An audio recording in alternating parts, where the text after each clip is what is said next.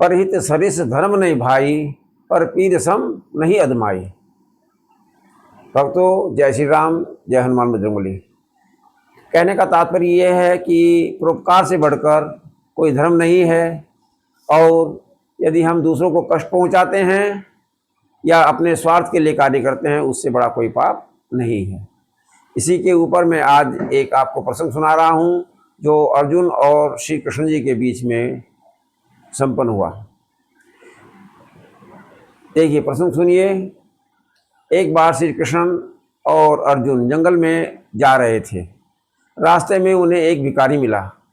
भिखारी ऐसा लगता था कि मानो कई दिन से भूखा हो, दयनीय अवस्था में था, उसके कपड़े भी जीर्ण शीर्ण थे। अर्जुन की निगाह उस भिखारी के ऊपर पड़ी। उसने उसके भिखारी को बुलाया और उसे एक सोने से भरी हुई थैली पकड़ा दी। भिखारी सोने से भरी हुई थैली लेकर मन ही मन हर्ष करता हुआ जा रहा था। सोचता जा रहा था कि आज तो मौज आ गई, इस पैसे से मैं अपने बच्चों के लिए कपड़े खरीदूंगा, अन्य सामान खरीदूंगा, अपनी पत्नी के लिए खरीदूंगा, ये करूंगा, वो करूंगा। सौ विचार उसके मन में उठ रहे थे और वो जा रहा था। जैसे ही रास्ते में पहुंचा तो रास्ते में, जंगल के रास्ते में उसको चोर मिल गए और चोरों ने वो थैली छीन ली। अब वह भिखारी बहुत उदास हुआ और बुझे हुए मन से वापस आ रहा था। जैसे ही उस श्री कृष्ण जी की निगाह और अर्जुन की निगाह उस भिखारी पर पड़ी, उन्होंने उसे अपने पास बुलाया।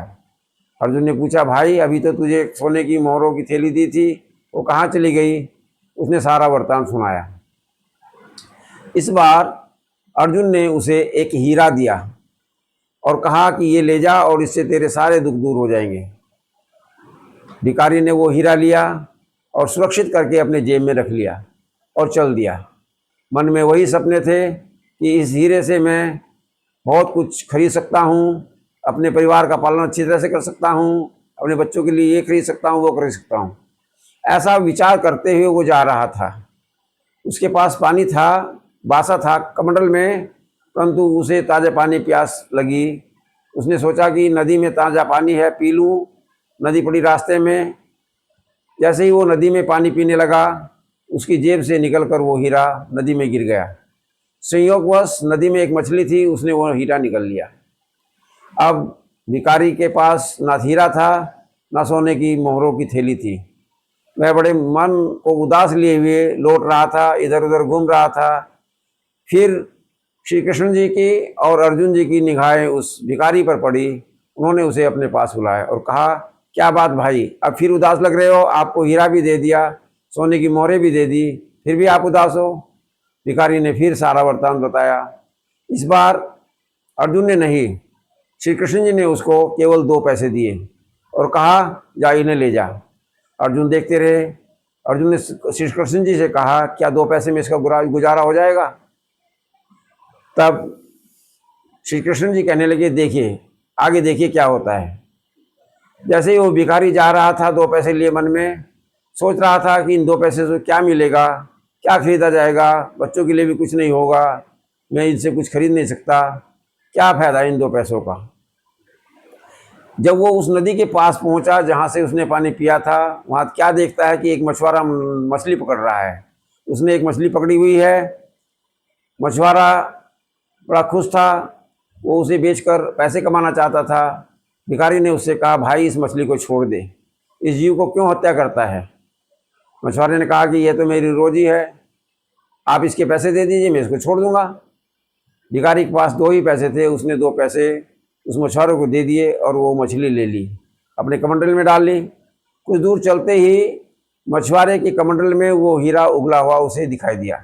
मछली ने वो हीरा उगल दिया और वो जैसे ही हीरा उसने देखा तो भिखारी खुश हुआ और चिल्लाने लगा कि हीरा मिल गया, मिल गया, मिल गया, मिल गया। अब जो चोर थे वो जंगल में छिपे हुए थे। उन्होंने सोचा, जब उन्होंने सब सुना मिल गया, मिल गया, उन्होंने सोचा कि राजा के सैनिक हमें ढूंढ रहे हैं और उन्हें हम मिल गए हैं। तभी उनमें से एक चोर दौड़ता हुआ आया और उस भिखारी के पास आया। रात्रि हो चुकी थी, भिखारी को नहीं पहचाना और उसने उस मोहरों को जो थैली थी वो देते हुए कहा कि भाई राजा आपको हम मिल ही गए हैं, तो राजा को मत बताना, ये सोने की मोहरें जो है आप रख लीजिए। इस प्रकार से भिखारी को सोने की मोहरें भी मिल गई और वो हीरा भी मिल गया। भिखारी खुश हुआ और दोनों को लेकर अपने घर चला गया। इसे कहते हैं कर भला सो हो भला, अंत भले का भला। यदि हम दूसरों के लिए परोपकार करते हैं तो ईश्वर हमारे लिए भी सोचता है।